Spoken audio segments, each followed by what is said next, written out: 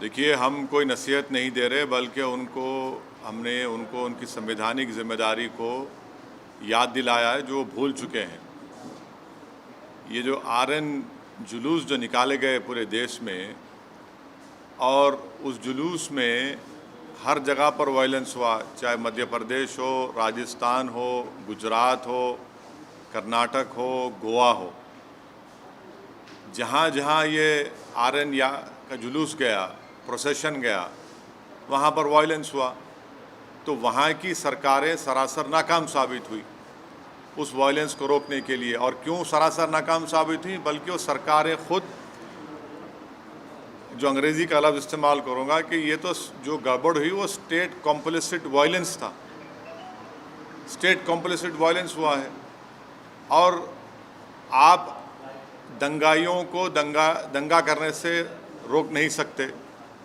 Permission जुलूस का देने वाली सरकार, जब आप परमिशन दे रहे हैं तो जिम्मेदारी बीजेपी और जो वहाँ की सरकार है उनकी होनी चाहिए कि कोई वायलेंस ना हो। तो जो भी वायलेंस हुआ आरएन यात्रा या जुलूस में, वो स्टेट कॉम्प्लिसिट वायलेंस है। और दूसरी बात यह है कि पत्थरबाजी हुई, फिर आप घर तोड़ देते हैं मध्य प्रदेश में। किस बुनियाद पे घर तोड़ते भाई आप? ये तो ये जेनीवा कन्वेंशन का वायलेशन है। आपको पकड़ना चाहिए उन लोगों को, अगर करे तो। आप घर किस बुनियाद पे तोड़ रहे हैं भाई? और एक ही कम्युनिटी घर तोड़ रहे हैं आप, क्यों?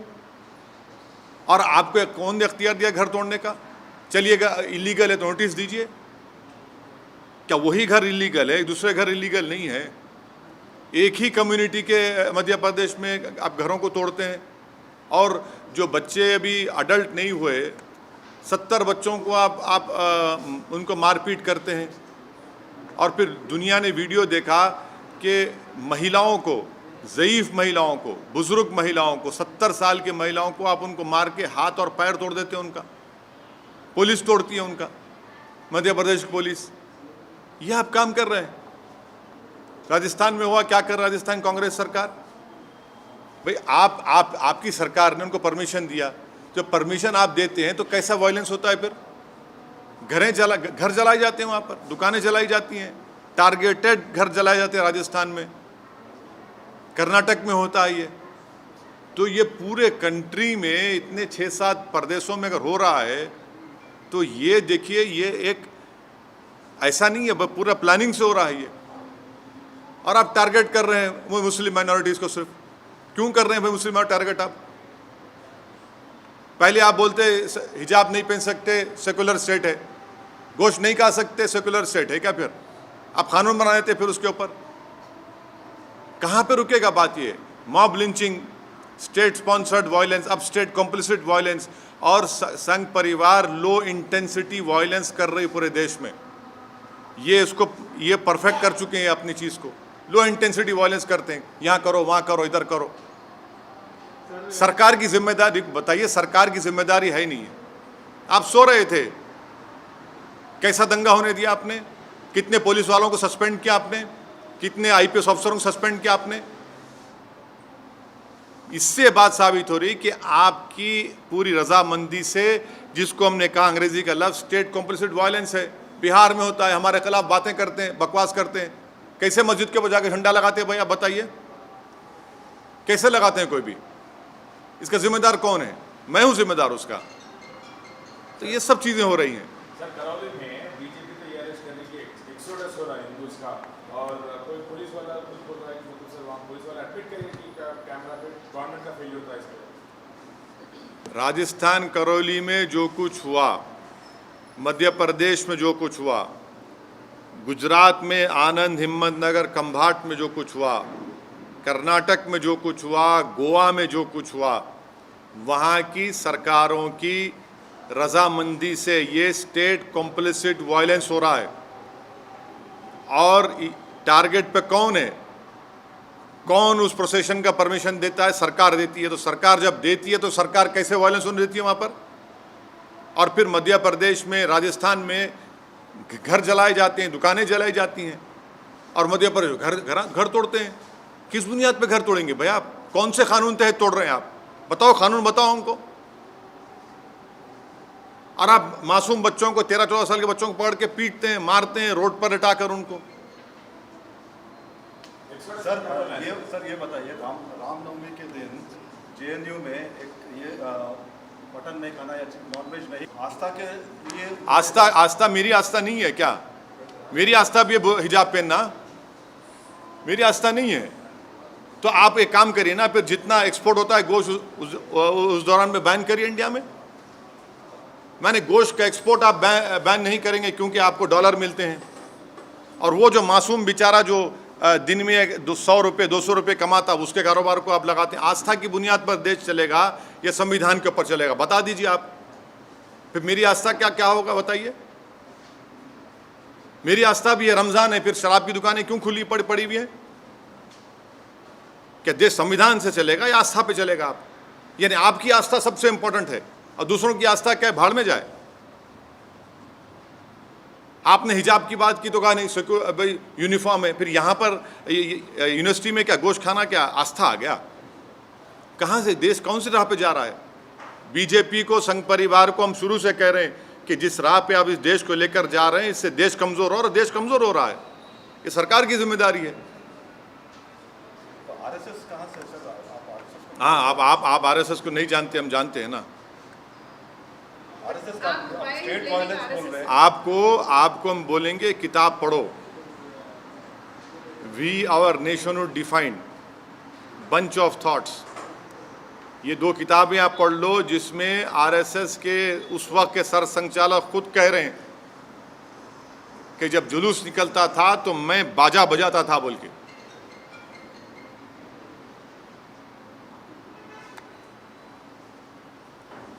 सर, पाकिस्तान में सत्ता परिवर्तन हुआ है, जो नए वज़ीर आला बने हैं वहाँ, वज़ीर आज़म, उन्होंने कश्मीर का राग अलापा है। क्या अभी ये तो भारत सरकार को जवाब देना चाहिए उनका। भारत सरकार उनका जवाब दिए, प्रधानमंत्री तो मुबारकबाद पेश कर दी उनको। नहीं, आप हमसे सवाल कर रहे हैं। नहीं सुनिए, नहीं प्रधानमंत्री ने क्या जवाब दिया? प्रधानमंत्री ने मुबारकबाद दे दी उनको। देश के प्रधानमंत्री मुबारकबाद दिए हैं उनको। नहीं, प्रधानमंत्री ने उनको मुबारकबाद दी है और कहा कि भाई इस खित्ते की अमन के लिए हमको अमन को बरकरार रखना चाहिए, टेररिज्म ख़त्म करना चाहिए। अब देश के प्रधानमंत्री मुबारकबाद दे रहे हैं तो ओवैसी से क्यों सवाल किया जा रहा है? आप कश्मीर से हमसे सवाल क्यों करते हैं? प्रधानमंत्री से भी करिए। अरे हाँ, जब नहीं देश के प्रधानमंत्री जब मुबारकबाद दे रहे हैं शहबाज शरीफ को, तो ओवैसी को क्यों घसीट रहे हैं इसमें आप? सर लेकिन इमरान खान ने भी अपने फॉरेन पॉलिसी को तारीफ देश के प्रधानमंत्री ने शहबाज शरीफ को, सुनिए, देश के प्रधानमंत्री ने शहबाज शरीफ को मुबारकबाद दी है। देश के प्रधानमंत्री ने, जब शहबाज शरीफ के बड़े भाई नवाज शरीफ प्रधानमंत्री थे उस मुल्क के, तो अफ़गानिस्तान से अचानक जब उन्होंने देखा कि शहबाज शरीफ के घर में लाइट दिख रही तो उन्होंने उतर गए, वहाँ पर दावत में चले गए बिन बुलाए मेहमान बनकर। हैं, हमको क्यों बोल रहे हैं? फिर उसके बाद पठानकोट हुआ, आप प्रधानमंत्री से पूछिए, वो मुबारकबाद दिए हैं। फॉरेन पॉलिसी पे फॉरेन पॉलिसी नहीं रहते हैं, लेकिन अरे हम प्रधानमंत्री ने जो मुबारकबाद दी है शहबाज शरीफ को, असदुद्दीन ओवैसी को क्यों पूछ रहे हैं आप? प्रधानमंत्री चीन के ऊपर नहीं बोलते। प्रधानमंत्री चीन का नाम लेने से डरते हैं। प्रधानमंत्री वो इलाकों में जहां पर आज हम पेट्रोलिंग नहीं कर सकते, उन हिस्सों में जो भारत का हिस्सा, वहाँ पे चीन बैठा हुआ है। डेप्सांग में क्या हो रहा है, हॉट स्प्रिंग में क्या हो रहा है, डेमचौक में क्या हो रहा है, प्रधानमंत्री बोलते ही नहीं है। और मैं प्रधानमंत्री से कह रहा हूँ कि हम इनकी खामोशी से ऐसा लग रहा है कि कहीं सियाचिन हमारे हाथ से चीन ना छीन ले। ये खतरा है देश के लिए। सर, हम आपसे सवाल इसलिए पूछ रहे हैं कि पाकिस्तान के वज़ीर आज़म ने कश्मीर की बात उठाई और कश्मीर के कई मसलों पर आप सरकार को घेरते रहे हैं। जब देश के प्रधानमंत्री चीन पर नहीं बोलकर शहबाज शरीफ को मुबारकबाद देते हैं तो ये सवाल देश के प्रधानमंत्री से पूछा जाना चाहिए, असदुद्दीन ओवैसी से नहीं। मैं देश का प्रधानमंत्री नहीं हूँ। देश के प्रधानमंत्री ने खुद मुबारकबाद और मीठे मीठे अल्फाजों में शहबाज शरीफ के प्रधानमंत्री बनने पर उनको मुबारकबाद दी है। हाँ तो अच्छा आप अभी प्रधानमंत्री के स्पोक्स पर्सन बन चुके हैं, जर्नलिस्ट नहीं रहे आप। मुबारकबाद पेश करता हूँ आपको। तो देखिए, ये सवाल करने का मतलब ये है कि मैं अपनी देशभक्ति को साबित करूं, और प्रधानमंत्री जब शहबाज शरीफ को मुबारकबाद देते हैं उस पर क्या बोलेंगे आप? आपकी जबान चुप हो जाती है। आपको उल्टा सवाल करना चाहिए प्रधानमंत्री से, बीजेपी से। दूसरे मुल्क का वजीर आजम हमारे कश्मीर के बारे में बात उनके सुनिए, उनके उस बयान के बाद ही मेरे देश के प्रधानमंत्री ने शहबाज शरीफ को मुबारकबाद दी। हाँ, देश के प्रधानमंत्री दे दिए ना, देश के प्रधानमंत्री दे दिए, शहबाज शरीफ को मुबारकबाद दे दिए। अब नहीं मालूम, हो सकता है घर में दावत है, चले भी जाएंगे, क्योंकि जब नवाज शरीफ के पास गए थे खाना खाने। कश्मीर वाले मुद्दे पे आप क्या कहेंगे सर? क्या कहेंगे हम तो शुरू से कह रहे हैं कि 370 हटाना एक कॉन्स्टिट्यूशनल ब्रीच था। बोलिए आशीष साहब। Sir, 2014 onward, we have witnessed more justice kind of incident, which witnessed more lynching several of certain persons who are yet to proven guilty or accused in court. You see, this is clearly a state complicit violence, number one. Secondly, this is a collective punishment being given to one particular community. Third, this is a grave violation of Geneva Convention. Fourth, under what law the government of Madhya Pradesh has demolished houses of the Muslim community. Fifth, if they were illegally built, you cannot arbitrarily demolish any house. You have to give a notice. Sixth, you can regularize those houses. Seventh, it clearly shows their biased attitude of the Madhya Pradesh BJP's chief minister and his government towards the Muslim minority, because it is a state complicit violence. Earlier it was state sponsored, then it was mob lynching, now it is state complicit violence, and they have failed in protecting the properties and the life of a particular Muslim minority community. And the last point which I want the people of India to remember, how is it that the old Muslim women were assaulted? 70-year-old Muslim women, their elbows were broken, their heads were smashed. Who did this? It is a Madhya Pradesh police. What justification does the BJP government has towards this attitude? Almost similar kind of violence we have witnessed in Rajasthan also. Yes, it is. Yes, in what has happened in Rajasthan, Karoli is equally condemnable. Targeted violence has taken place. The Congress government of Rajasthan has supported this state complicit violence. They were the ones who gave the procession permission for RN procession. It is their responsibility, constitutional responsibility, to protect life and limb and to maintain peace, which the Congress government has utterly failed. And it is their responsibility, and whatever violence has taken place, it is the responsibility of Rajasthan-led Ashok Gehlot government. Jharkhand also witnessed such a similar. Yes, not only Jharkhand, even Karnataka, even Goa, even Karnataka. This RN procession permissions were given by the respective state governments, and they have utterly failed in controlling and stopping this violence. There are certain states where we are expecting those states are going for assembly polls. That is not the issue. The issue is that you have to discharge your constitutional responsibility, which these respective state governments have completely failed. This is what I call state complicit violence.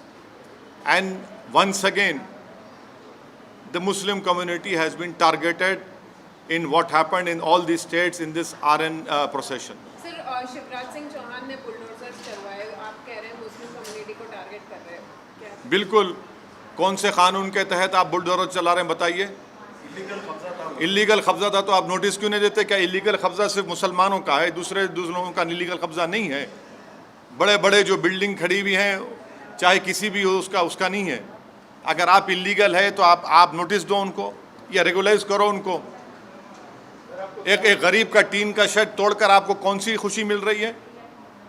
ये तो sadistic pleasure ले रहे हैं आप इन चीज़ों को कर कर, आप मॉब रूल कर रहे हैं आप। BJP is calling it as exodus. What do you want to say? BJP Which, is calling it as a where? Rajasthan and What happened to the violence? If exodus is happening, then what is the Congress-led Ashok Gehlot government doing? How is it that targeted shops were targeted and they were burned? I can show you videos of targeted burning of shops in Rajasthan, Karoli. It is that government has failed in controlling the violence, and the Sangh Parivar has mastered this art of low intensity violence. परिवार कैसे master करे sir, where is the role, कहाँ direct कहाँ role है उनका? नहीं, पूरे आसमान से आए ना, यहाँ के नहीं थे वो। वो तो मैंने नहीं, सही है, बिल्कुल से आसमान से आए थे। और जो वीडियोस जो आ रहे हैं उनके नारों के, उनके प्रोवोकेटिव बकवास के, एक जगह भी मतलब लोकलाइज जो भी थे वहाँ पे उनके वायलेंस लोकलाइज क्यों? हाँ, और बिहार में मुजफ्फरनगर में वहाँ पर मस्जिद के ऊपर झंडा लगाना। आरएसएस वाला था सर वो। बिल्कुल, कौन रहते फिर वो लोग? कौन है? संघ परिवार। देखिए, वो संघ परिवार के लोग हैं, नहीं है? आप तो नहीं ना संघ परिवार के। सर, आप RSS को क्यों संघ परिवार के लोग इस देश में लो इंटेंसिटी वायलेंस करने के लोग मास्टरी हासिल कर चुके हैं। कैसे कोई जुलूस के दौरान में मस्जिद के ऊपर झंडा लगा सकता है? पुलिस क्यों खामोश बैठी थी? क्या हम नहीं देख रहे कि आप हिजाब शुरू होता, कभी गोश्त शुरू होता, कभी दिल्ली का राइट होता, कभी मॉब लिंचिंग होती है? क्या हो रहा है फिर ये? इनका फायदा क्या होता है सर? लोग ये बहुत अच्छा हेट्रेड है, हेट्रेड आप पैदा कर रहे हैं इस देश के नागरिकों के खिलाफ, जो एक मजहब पे चलने वाले हैं। आप उनके खिलाफ हेट्रेड पैदा कर रहे हैं। सर उत्तर प्रदेश में जैसे बुलडोजर हिट हुआ, तो ये मध्य प्रदेश में जो बुलडोजर चला, आपको लग रहा है कि इसका विस्तार है? बुलडोजर का जो कॉन्सेप्ट बना है नया, उसका विस्तार हो रहा है? अगर आप किसी का भी घर तोड़ रहे हैं बगैर नोटिस दिए, तो वो नंबर 1 एक कलेक्टिव पनिशमेंट है कम्युनिटी के खिलाफ। सेकेंडली, अगर वो इलीगल तरीके से बनाया गया तो नोटिस देने का ये प्रिंसिपल्स ऑफ नेचुरल जस्टिस के खिलाफ है कि बगैर नोटिस दिए उसको तोड़ रहे हैं। थर्डली, आप वायलेंस को रोकते नहीं हैं, आपकी नाक के नीचे वायलेंस होता है और उसके बाद आप ये सब तमाशे करते हैं।